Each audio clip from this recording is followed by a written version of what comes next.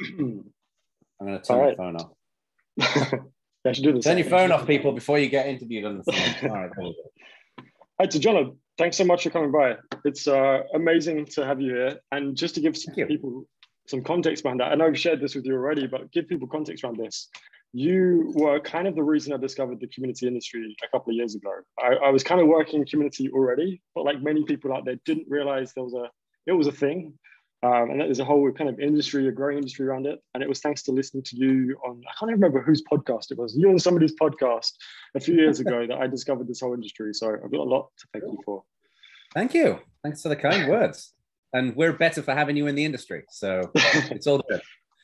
So, I mean, just for those, I've got somebody coming in, just for those who, just let's pretend there's people out there who don't know who you are yet, Jono. Like in a couple of sentences, like how would you describe who you are and what you're doing today within the industry? Yeah. So, hello, everyone. Thank you for joining us or watching the recording. So, I've been building communities since about 1998 now. My job is that I'm a consultant and I help companies build communities, and it's a real mix. It's big companies like Google, Microsoft, Santander, Samsung, places like that, and then much smaller, earlier stage startups. I'm really passionate about the power and the impact of communities. So I've written a couple of books. People Powered is my most recent book, and then The Art of Community before that. And I'm just a giant community dork. Like, I'm fascinated by the science. To me, the most interesting thing is like the science of how you build engagement mixed with the art of how you build passion is really fascinating. And then more recently, I'm now starting to do kind of like more group training. So I just launched a new masterclass called 0 to Community in 12 weeks, where people can spin up a community in 12 weeks. So awesome. Yeah. Cool. And just for everyone on the call, especially Laura, who just joined, this is super interactive. I've got a few questions that people asked in advance, which I'll be leading with. But honestly, if you think of anything you'd like to ask, if anything crosses your mind, raise a hand, throw yourself in the comments, and we'll bring some of your questions live too. So yeah, keep them coming.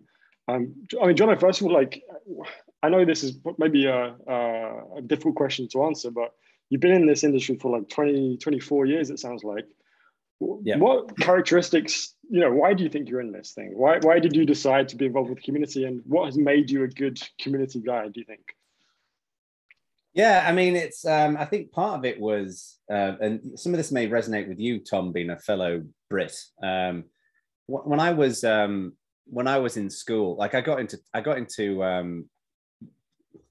really like computers and music are my two passions, right? And I kind of had this internal battle in my head when I was 16. Like, did I want to try and be a rock star, or did I want to try and get into tech? But I was never really good enough to be a developer. Like, I've written software before, but I'm not a particularly great programmer, to say the least. But there's something about that I found interesting. So when I got involved in Linux in 1990, that my brother introduced me to Linux. This was very early in the Linux open source movement. Well, it was before open source officially. I think someone's going to correct me on the timeline. What attracted me to it initially was the technology, but it was this notion of people coming together to build something. I found that really fascinating, and I'll never forget when my brother introduced me to Linux. I went and bought a book because I worked in a bookshop. I had a part-time job, and I read the first chapter of this book about how Linux was made, and it said that people all over the world came together on the internet and they wrote code together. And for me, the technology was interesting, but what was more interesting was this notion of how do you do that? Like, how do you get people who've never met in person, who've never stood in the same room as each other, to create something that will benefit everybody? And that, it sounds like a horrible cliche from a Hallmark movie, but it really did set off a light bulb in my head, and I just wanted to learn everything about it. And then since then, it's as the world has evolved and the internet's evolved, and we've now got marketing and growth hack and all these different pieces, everything's kind of intermingled together. So to me, it's the most interesting kind of ball of wool to try and untangle, because there's all of these different elements to it. The thing that I found that is ironic in retrospect is that when I wrote The Art of Community, which came out in 2008, I think it was the first edition, Deutsche Bank reached out to me and said, hey, we'd like to implement this into our business. I had no idea how to consult with anyone. I'd never hired a consultant. I've never worked with a consultant. I had no idea what to charge. And I did it on the side for a while. But then when I decided to go full time, I was like, my wife and I were like, we're not entirely sure if there's enough business out there. But the demand for community has grown so significantly. So, to me, it's just, I love the diversity of working with lots of people, lots of companies, and then just really trying to figure out how to I guess the best way of describing it is how to simplify all of these different elements. Like community shouldn't be something that should be an intuition to people. It should be something that we have frameworks and models and approaches for.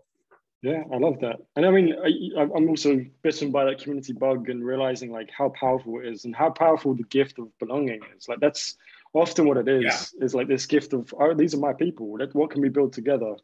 And a lot of people within Connectors Tribe who are joining up are in a very early stage. They may be just coming into community for the first time. They're working on their first community project, or they're the first solo hire for a company.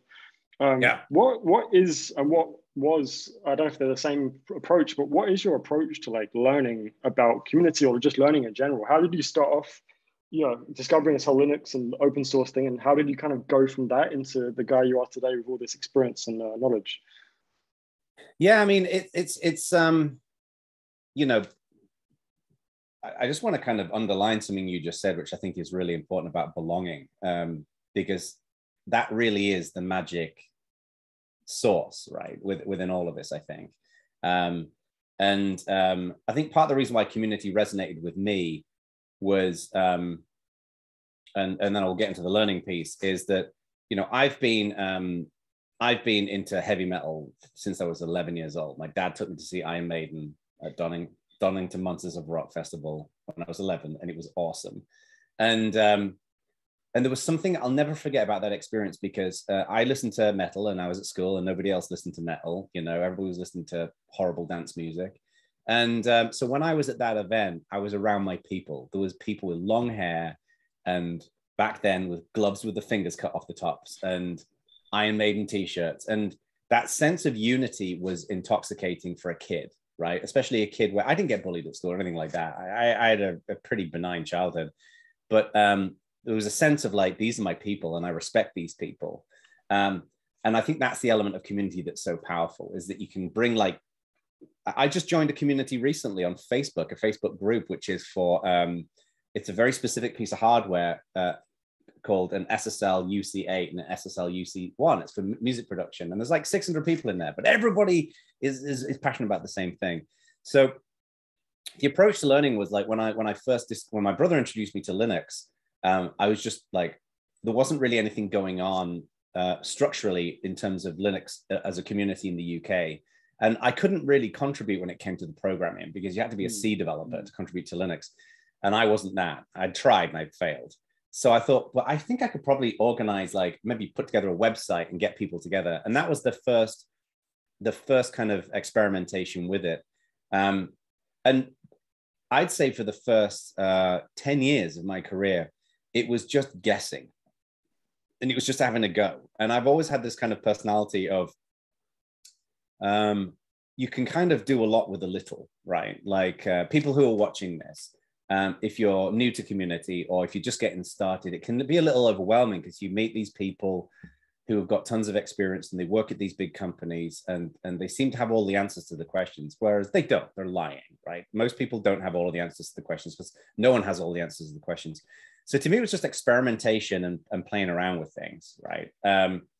And that kind of saw me through, and I was lucky because in the open source world, there's so many different places where you can go and help, right? Like, I mean, I went to university, I put together a Linux user group, and the first meeting we had 2 people show up, me and 2 other people. And then from there, we grew a little group of like 50 people. But bit by bit, just trying different things. It wasn't until really when I left Canonical in 2014, after running the Ubuntu community, where I started becoming really much more intentional about learning. Like, I'm now fairly scientific about what I do. Like, I track absolutely everything, like with a community. And I'm all about metrics and observing patterns and all the rest of it. But I think a lot of it's just getting out there and having a go. Like, I think it's just important to have a go. and to not worry about screwing it up. I mean, let's take that as a good segue then to one of the questions I asked quite a lot, which was, I think it's often asked in this community space anyway, but if you were to start a brand new community today, and let's say it's something you're passionate about or something almost like this software you just mentioned, or this hardware you just mentioned, what would be your approach? Let's say you've got limited budget, limited resources, but what would your approach be for this brand new passion-led community, do you think? Yeah, well, I'll tell you what, I'll walk through it using the whiteboard. Amazing. Hang on, let's do this. So as I spill my tea everywhere. Which brand of tea is that? Important question. This is yeah, this is PG Tips. And you know, I don't know if what do you drink?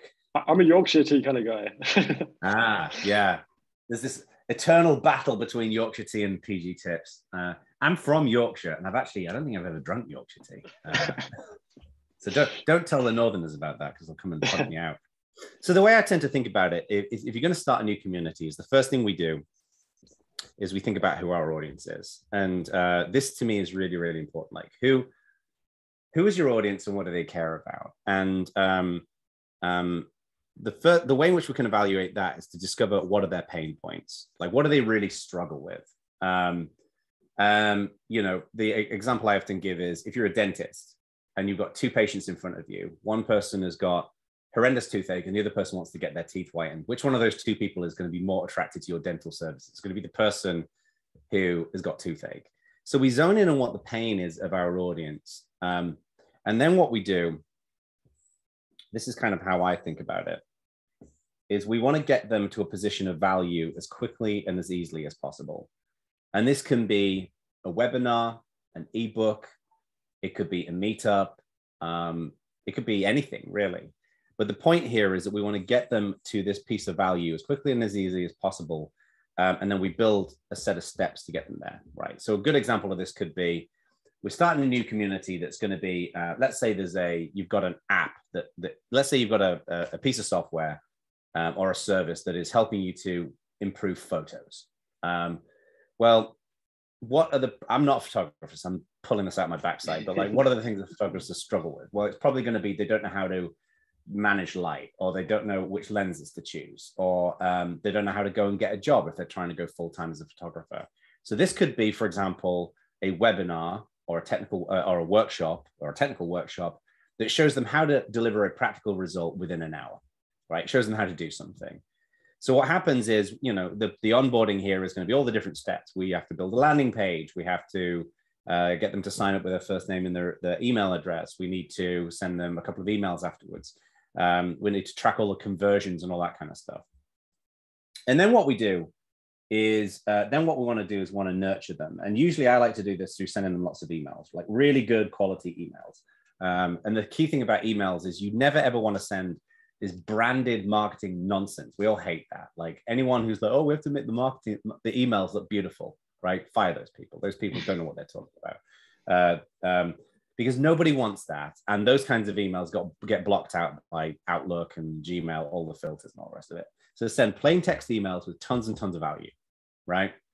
So what happens is, this random person, they discover your thing, let's say it's a webinar, and then what happens is you send them additional value. So by the time they get up to this email, for example, they've already got a huge amount of positive association with what you're trying to do. They haven't even stepped into your community yet. Then in this later email, this is where we bring them into the community, right? So, and the community there's three phases in the community: casual, regular, and core.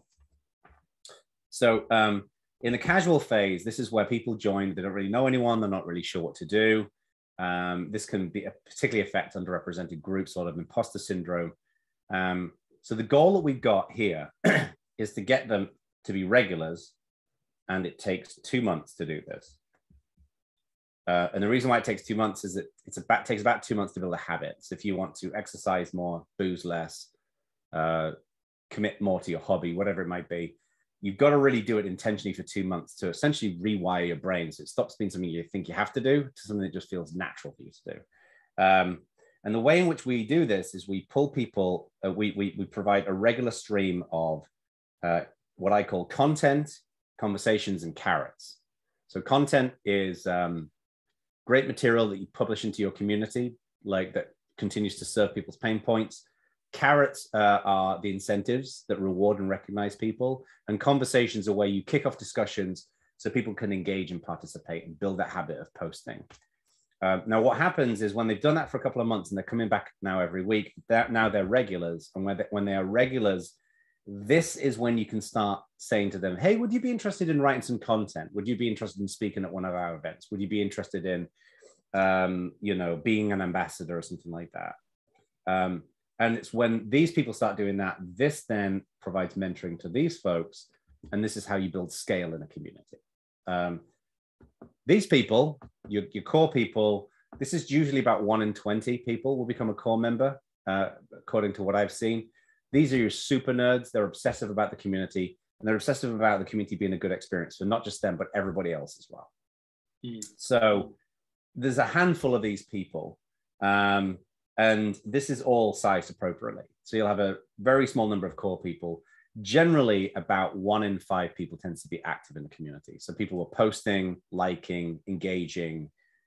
So part of what you want to do here is you want to make sure that you're getting a lot of value in the community and tracking people who are just reading. Like just reading is really important because 4 out of 5 of your members are just going to be reading. So that's what I would do. Define your pain points, give them something that's really easy to sign up for, send them tons of value, bring them into a community, nurture them with content, conversations, and carrots, and then boom, you should have a community. Awesome. I love that. And I love the illustration on the board too. Thanks for sharing that. Yeah, no worries. I'm now going to wipe it off. Guys, I want to take this second to let you on the call. If you've got any questions directly, think about things you're struggling with right now in your community or things that you've got problems with. If you've got anything you'd like to ask, I'll give you a quick second to ask it now before I come on to some of the other questions that people would ask in advance. Does anyone want to ask anything? You can come on to the camera itself. Oh, here you go. Leonie is written here. Leonie has said, any tips for tracking a community's collective learning? Did you want to come in to give that more context, Leonie? Oh, so she said, my community is focused on helping people learn about climate. Have you got any ideas or tips about tracking the collective learning? Yeah, that's a really great question. Who asked that? Leonie. Leonie. So thank you, Leonie, for the question. This is interesting because it's something I've been thinking about quite a bit recently, because as I mentioned earlier, I'm starting to get more involved in group training and training people at scale, because historically I've worked one-on-one with people. So I've been thinking a lot about the role of learning and what it really means. The traditional way in which people learn is that they go and buy a training course, a pre-recorded training course. But pre-recorded training courses have a 97% failure rate. People buy them, they just don't use them. So to me, the way in which we can better, and bear in mind, the caveat here is I'm new at this. So I'm not an expert. But to me, the most important thing in how we help people to learn is to give them a structure and a framework that they can follow with a clear outcome. And then you can then track that component of the outcome, right? So let me give you an example. Again, I'm going to draw this down, right? So let's say I was going to, you wanted to teach your community members how to run an event, right? An online event like a webinar. Mm-hmm. Well, this is what I would recommend. And then I'll show how this relates to your question, Leonie. So the first thing you do is you create a landing page, right? And that needs to convert at 30%. So 1 in 3 people should sign up for your online event, your webinar, your training, whatever it might be. Second thing you do is you send emails. And these should be getting between 22 and 24% open rate and a 2 to 4% click rate. Okay. And then 3, you then have your event. So you run your actual event, your webinar, your technical workshop, your meetup, whatever it might be. Follow my arrows. And then you want to make sure that 40% attend and 80% stay to the end. Now, the reason why I'm writing all this down is that this is a framework. So I've just taught you a framework for how to approach the core elements of running an online event. So this now means that if, let's say you wanted to track your community's learning about climate, if you took a similar approach to putting together a framework for something, it means that then you can track their progression on that framework. So if when I teach this to a client, for example, and they go and run an event, I can then review the metrics. They now know what the targets are for each of these different areas. And I can say, okay, well, they put together a landing page. So they did that and it converted at 20%. That's not good enough. So we'll figure out ways to optimize it. They did the emails. They beat these numbers. They run the event. They beat the attendance, but they didn't get people to stay to the end. That means that the content's not engaging enough. So what happens is when you break it down into a model like this, it means that then you've got the ability to go and identify who's been through the model, So I can go to my client list and see everybody who's been through this and everybody who hasn't been through this, and then what their results were. And when you do this, it just means that you are systematizing the outcome that you want, and then you've got a model in which you can track people who've gone through it, and you're aligning expectations and their results. So what I would recommend you do with your community, Leonie, is to think about, okay, well, what are the different things you want people to learn in the community? And then break them down into these different structures, and then have the ability for people to go through a structure, and then where you can kind of track the progression through it. And that will give you a real sense of who's learning. To provide a simple example, if you use like an LMS platform, like a learning platform, like a Thinkific or Teachable or things like that, when people typically will put together courses, it will show you the progression through the course that people have been through. So I would think about breaking this down for the big pieces of learning, first of all. And then for smaller, like more transactional bits of learning, I think the key thing is just observing how people are engaging in your community. And a lot of this is just kind of picking up in the tenor of the conversation and what people are discussing. Awesome. Leonie, do you have any more questions about that? Or did you want to, dive into anything else with that?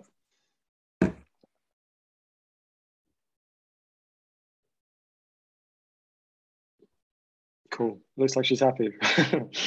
All right. One happy customer. Awesome.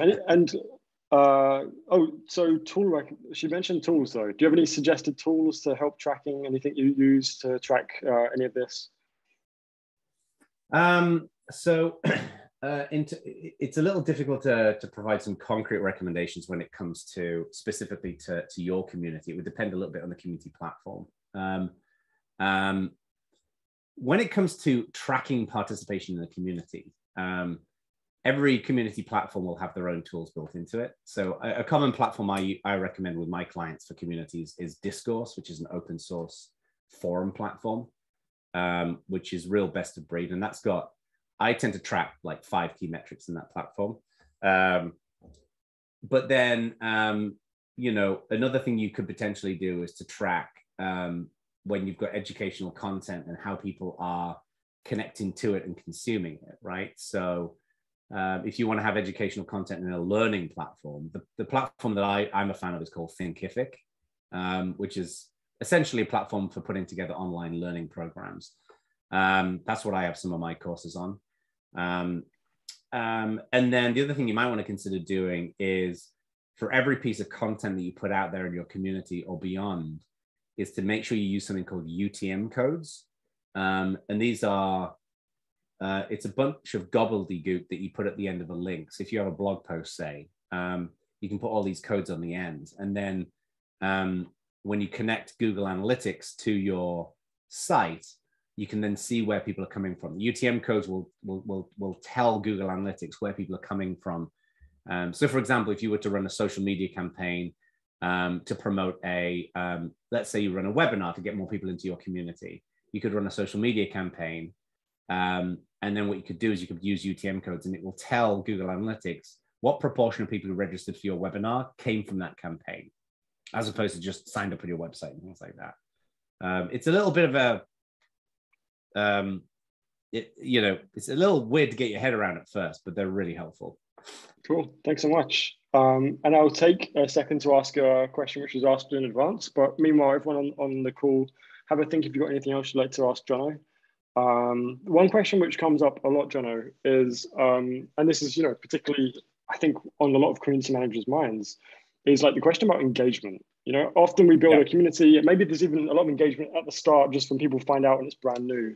But sustaining engagement is often quite a difficult thing, which people struggle with. Have you got any thoughts about, improving engagement, and when engagement goes wrong, how we can maybe put that right again?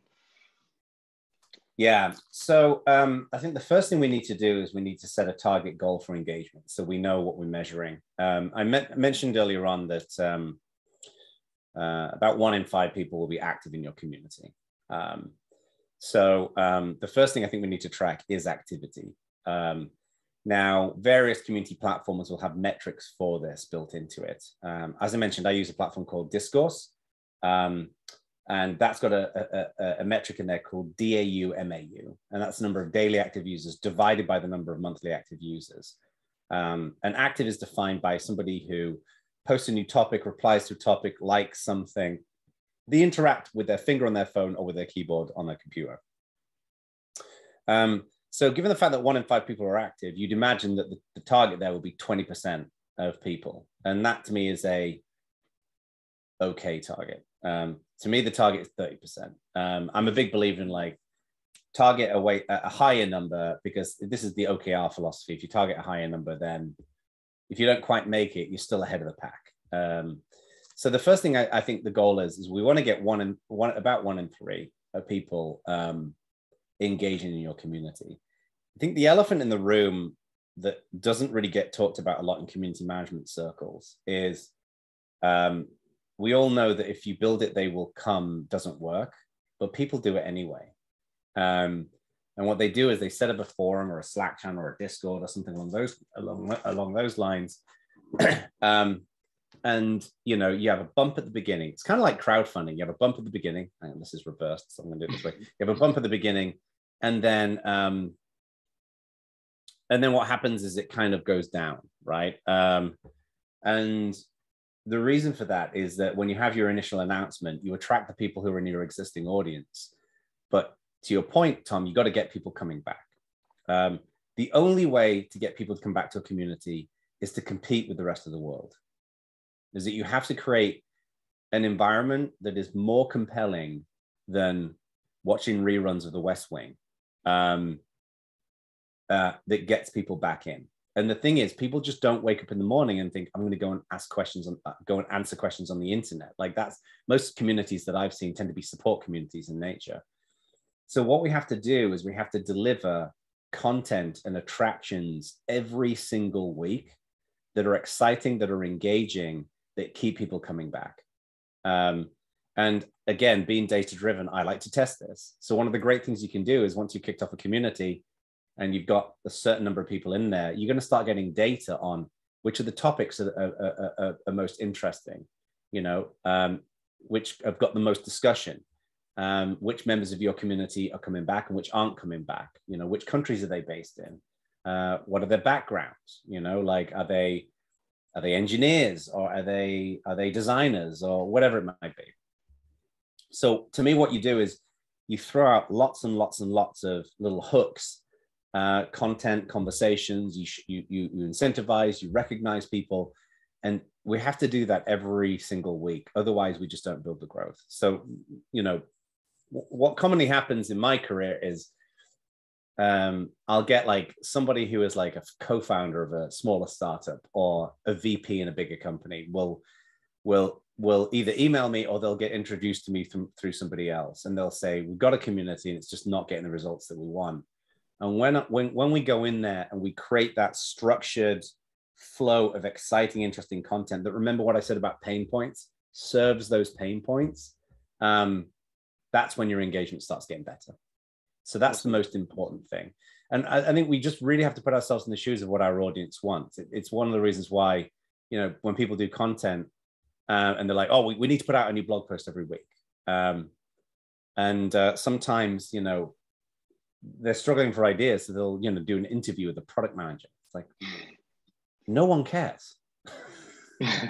Your product manager may be the best product manager in the world, but nobody cares. That's about you. It's not about your audience. So to me, like zoning in on what your audience really wants, what they're struggling with, Like that is the key to building great communities. So. And how do you personally do that through interviews? Do you do that through research? Do you do that through, what is your process for kind of like learning about your members and learning about your audience? The good news is that with a good community platform, you can get so much of this insight through the data that comes into your platform. You know, I think there is always real value in, there's kind of three approaches that I like to take. The first one is where you ask people. You just get in the call with them and you say, hey, just tell us about your experience, right? The most important thing when doing that is that you have to say at the beginning, I want you to be critical. Like, if you don't give people permission to be critical, they won't be critical, and then you'll just get platitudes, and that's not going to help us. It's nice, but it's not going to help us. So we need to say to them, the way I like to say is, I'm unoffendable. There's nothing you're going to say here that's going to upset me or where I'm going to try and cancel you on Twitter, right? Like, this is not going to happen. I want you to tell me where we're making mistakes, where blind spots are, so we can improve and we can optimize our community. The second approach is that we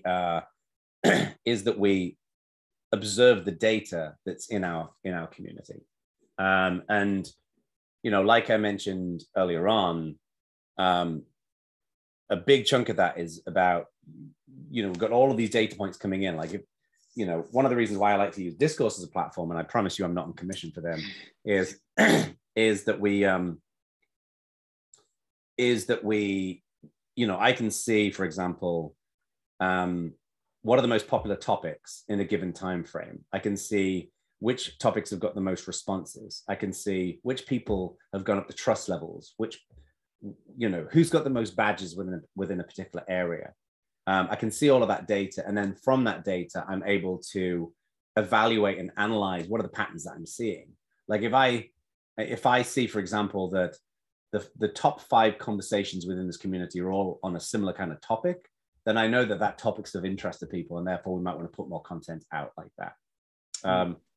And then the third thing that I think is really important is to just run experiments. Is to just test things and see what happens. I'm a big believer in, you know, and essentially that we can never have all of the answers. You know, like one of the things I always say to my clients is, you know, you're hiring me and I'm going to give you the best recommendations based upon my body of knowledge that I have so far, but I'm not a soothsayer. Like, I can't predict the future, right?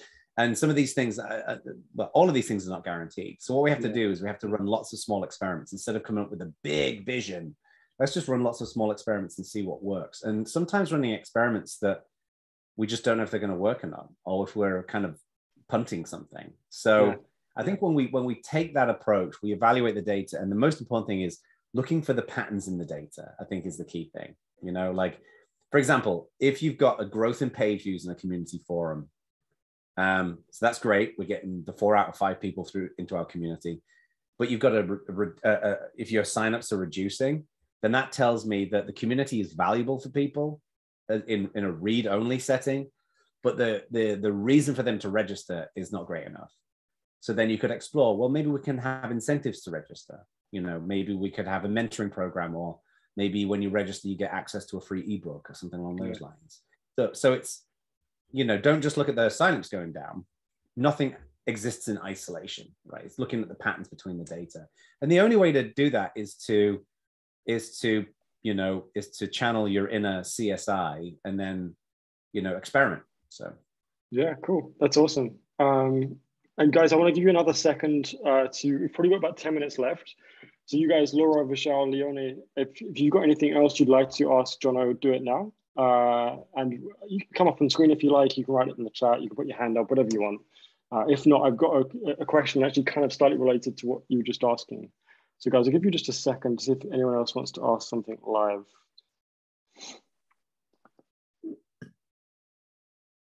Okay, no response for now. Just put your hand up if you do think of anything else you would like to ask Jono. Jono, you mentioned, you know, a lot about this is like checking metrics, checking data, looking at what they say and everything. And, you know, it's a lot of work. Like, it does take time to, 1, set all these things up, 2, stand on top of them, 3, create all the content.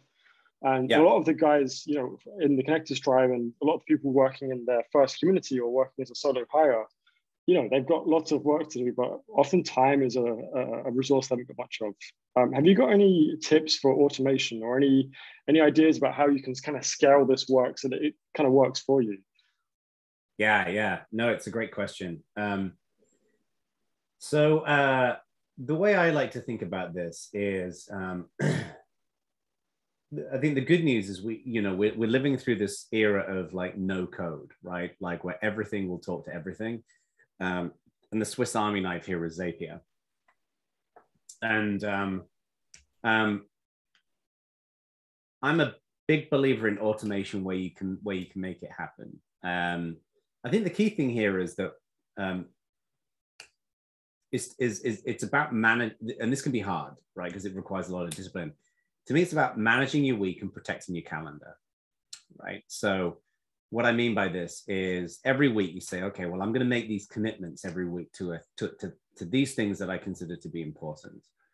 So I'll give you an example. Seth Godin, who's a very well-respected marketing kind of influencer is the wrong word, because he's not someone who takes his clothes off on Instagram. Like he's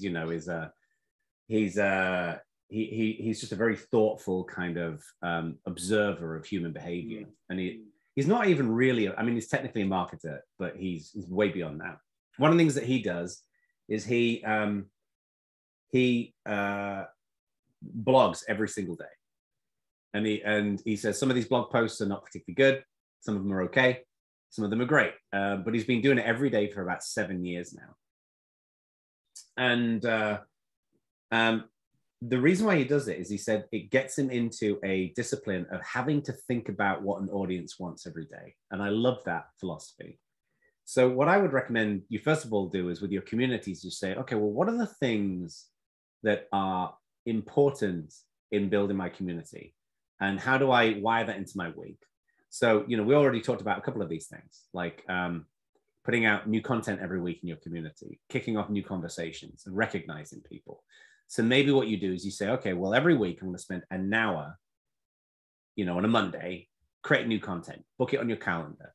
I'm now going to create an hour putting together some conversations, book that on your calendar, and so on and so forth.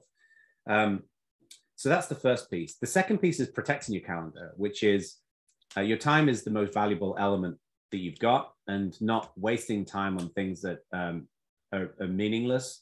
And the mantra that I've adopted recently, that I learned from this amazing teacher called Marissa, is that is progress over perfection. Is that I have this problem where I try to make everything as perfect as I can, and then I can spend 2 hours making a 5-minute video, and it's stupid.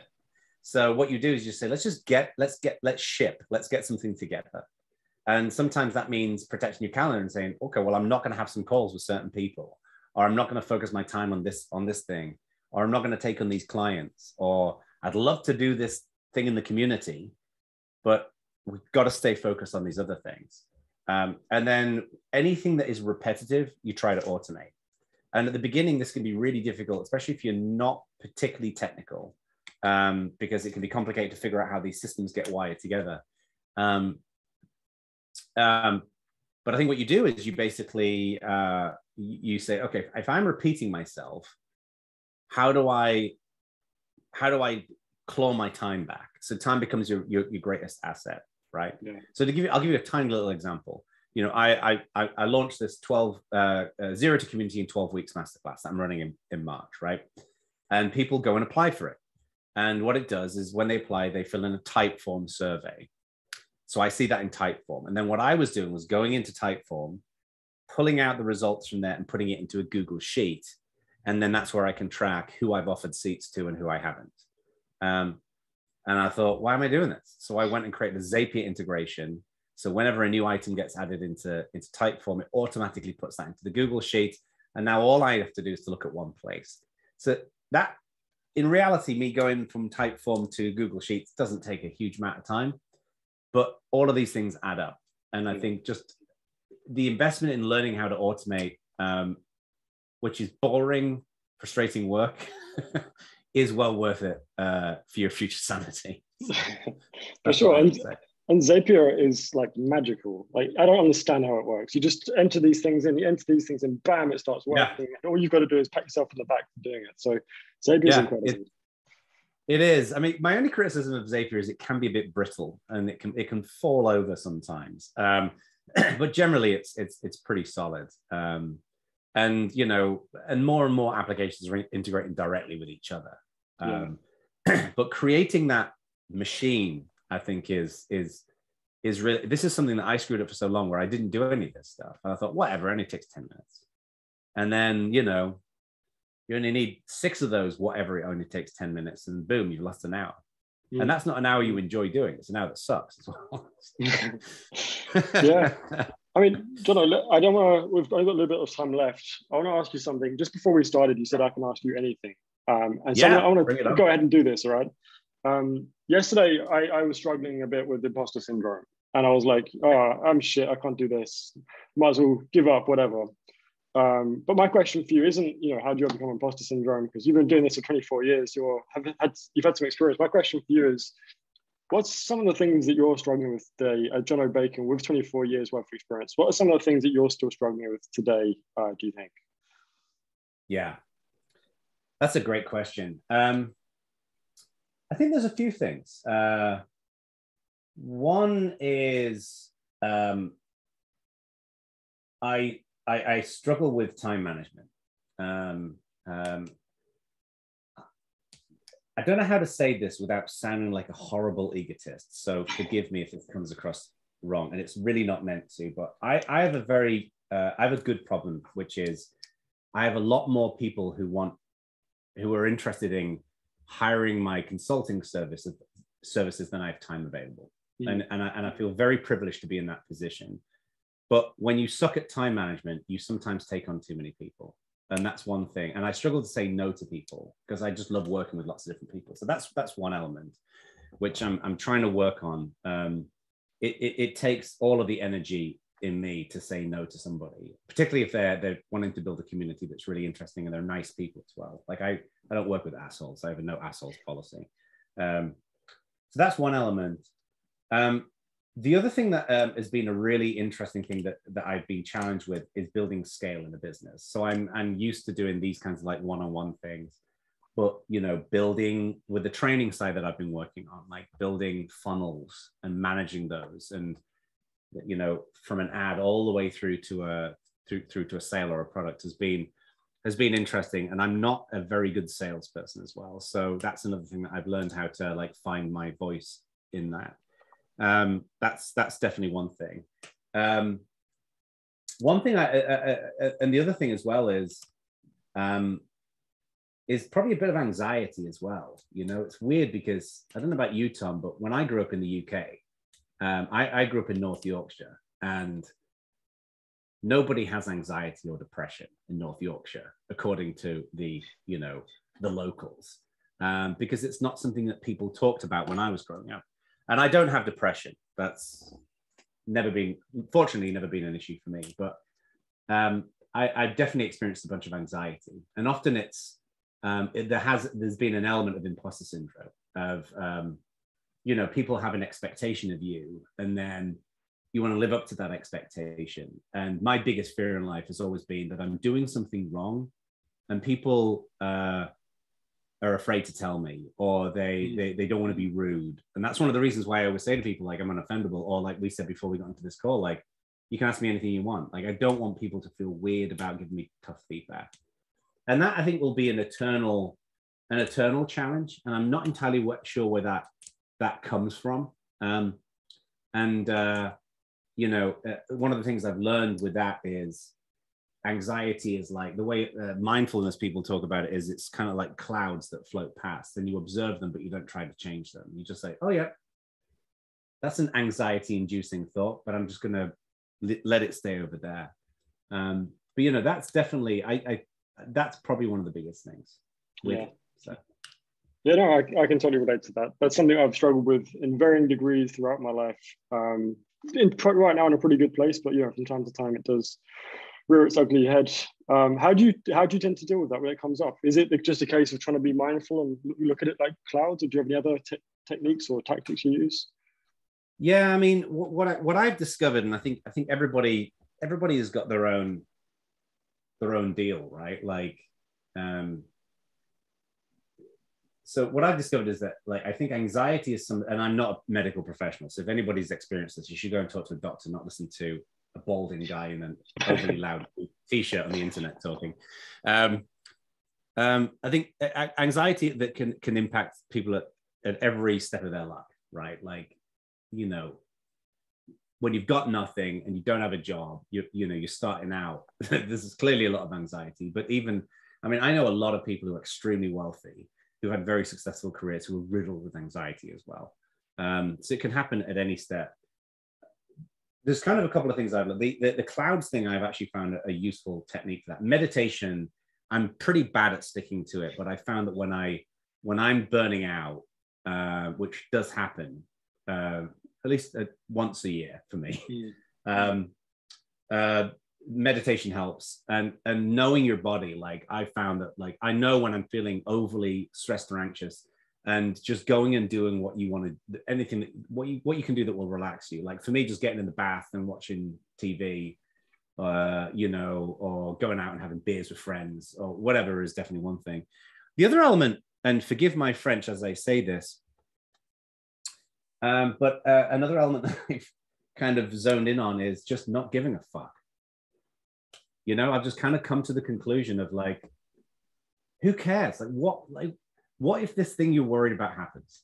Yeah. I think there's an element of, to use the term, I'm all out of fucks. And I like that. You're going to have to bleep this bit. But I just think sometimes we with anxiety, like, it becomes this cycle. And one of the things that my wife is great at, like, I'll share something with her. I'll say, oh, I'm worried about this thing. And she'll say, what are you talking about? Like, who cares? And I'll think, oh yeah, that's actually an embarrassingly good point. So yeah, I think that's a element. Like, just whatever. I wouldn't be surprised if that was linked to the thing that makes us great at what we do, which is, like, as a community guy, we care. We like to serve. We like to, like, serve people, and as a result, we are constantly thinking, who am I affecting? Who am I impacting with what I'm about to do? So probably our best feature is very much tied to this sense of anxiety which we feel from time to time. So thanks so much for sharing that. Yeah, well, and one thing that's related to that is my wife, my wife used to be the chief operating officer at GitHub. And when she was there, she had a coach, this amazing coach. And she did this thing called an Enneagram, which is like one of these personality tests. And she offered to do it for me for free. So I did it. And the number, I can't forget what it's called. Like, it's something helper was number 2. Everybody's got, like, 2 personality traits. And I had the second one. What's common there is people who have that personality trait love being in service of other people, to your point, Tom. But then what happens is, when they feel like they're not appreciated, every so often they just completely blow up and often feel slighted and upset about it. And it's weird. I don't ever get aggressive with anybody. It's just not my nature. But there's times when I'll be like, that's it. I've had enough. Yeah. And I think that can be sometimes a cause of when people get, frustrated and burnt out. So sure. Thanks. That's I've got to do that test again. I did it many years ago, but I should check it again because I can't remember what my response was. Jono, thanks so much for being so generous with your time, so generous with your knowledge and your stories. I want to wrap this up now. Is there anywhere people can find you? I mean, jonobacon.com, I think, is your web address, right? You've got an upcoming course. Yeah. So jonobacon.com is, and one of the benefits of having a stupid name is that you tend to be able to get all the social media handles. So, Jono Bacon is apart from Instagram, it's Jono Bacon Gram. Some other charlatan took my name.